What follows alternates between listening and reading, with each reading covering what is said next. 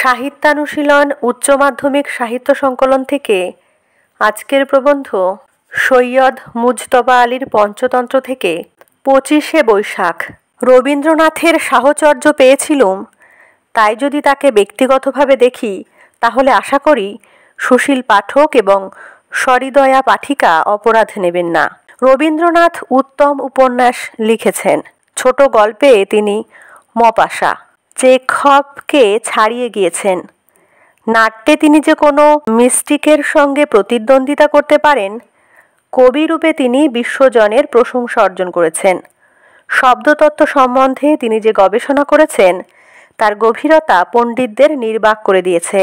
তার রাজনৈতিক দূরদৃষ্টি আরও কত বৎসর ভারতবাসীকে নব নব শিক্ষা দেবে তার ইয়ত্তা নেই।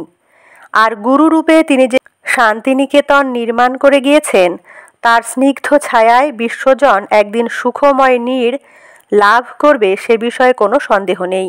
আমার কিন্তু ব্যক্তিগত বিশ্বাস, রবীন্দ্রনাথ এসব উত্তীর্ণ হয়ে অজরামর হয়ে রইবেন তার গানের জন্য। সুরের দিক দিয়ে বিচার করব না। সুহৃদ শান্তিদেব ঘোষ তার রবীন্দ্রসঙ্গীতে এমন কোনো জিনিস বাদ দেননি যে সম্বন্ধে আপনি, আমি আর 5 জনকে কিছু বলে পারি। আমি বিচার করছি, কিংবা বলুন মুগ্ধ